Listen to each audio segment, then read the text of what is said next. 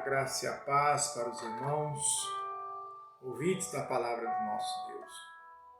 Queria estar meditando com você no Evangelho, segundo escreveu João, no capítulo 6, a qual o tema diz: Jesus é abandonado por muitos discípulos e a confissão de Pedro.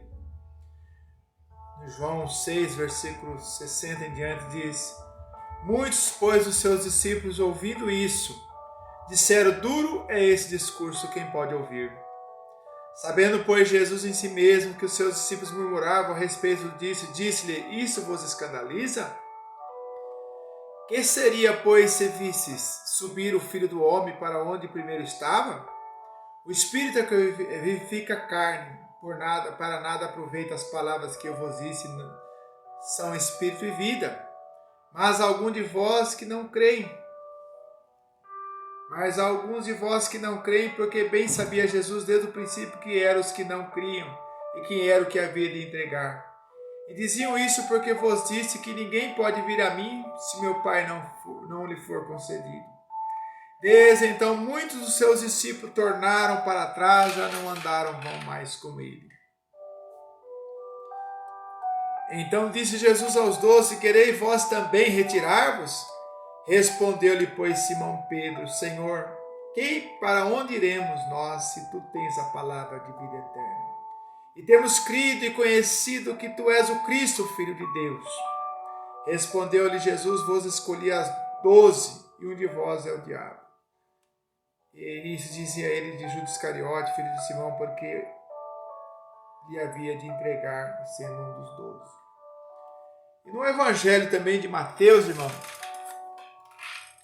quando chegaram em Jesus disse para ele, no Evangelho de Mateus 16, verso 14 ao versículo 17, e disseram: E vós quem dizeis que eu sou? Uns diziam Elias, outros diziam profetas, e ali cada um, tinha seu pensamento. E o mesmo Pedro, aqui como disse em João, foi revelado pelo Pai. O mesmo Pedro disse: Tu és o Cristo, o Filho de Deus. E Jesus ali dizendo em Mateus, dizendo que não foi a carne nem o sangue, mas foi o Pai que está no céu. É interessante, ouvinte amado da palavra do Senhor.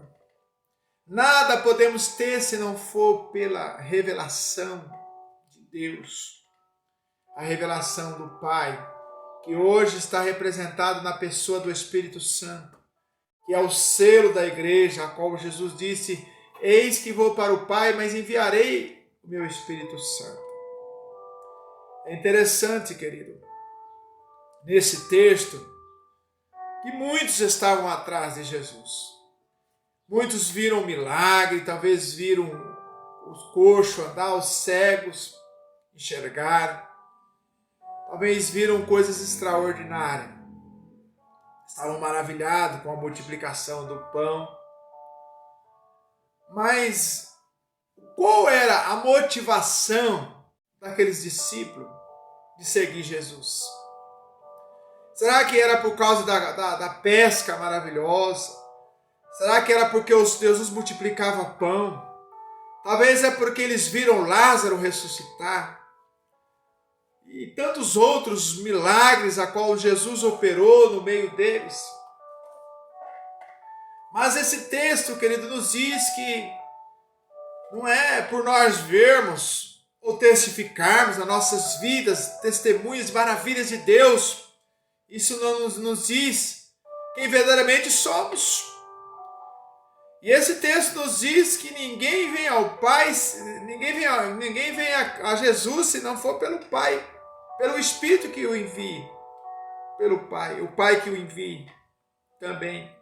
Que o Pai está no Espírito, o Espírito está ligado com o Filho, e o Filho ligado com o Pai, é um só Deus, um só pensamento, um só propósito. E a Bíblia nos diz que Jesus começou a falar sobre as coisas celestiais. Jesus começou a falar de coisas eternas. E aqueles homens que estavam ali procurando Jesus, abandonaram Jesus. Eu quero dizer para você, querido, qual a motivação do teu coração? O que te leva a encontrar com Jesus? O que te leva a estar buscando a presença de Deus? Qual a motivação do teu coração? Mostrará verdadeiramente quem tu és. Aqueles homens movidos pelo desejo de estar com Jesus, a motivação era errada, porque eles estavam motivados pelas coisas terrenas, estavam presos no mundo secular, e eles não poderiam entender as revelações que Jesus tinha para eles. E muitos hoje também não conseguem entender porque estão presos. A Bíblia nos diz que Deus nos libertou para a liberdade. Para isso o Filho veio, para nos libertar. Éramos cativos e oprimidos, estávamos cegos. Mas Deus nos abriu os olhos para que nos viesse compreender as grandezas da tua lei. O salmista diz: Deus, abre os nossos olhos para que possamos contemplar as maravilhas da lei. Não é a lei da carne, não a lei do Velho Testamento, mas é a lei, a lei do Espírito, que não tem fim, que é extraordinária. Vos darei um Espírito excelente, um Espírito de revelação, de luz, a qual compreendeis qual seja a boa, perfeita e a vontade de Deus. Romanos 12. Oh, amado, a motivação do nosso coração nos mostrará quem verdadeiramente somos. Se a motivação do nosso coração for errada, tudo que nós estamos fazendo será como palha, será queimado.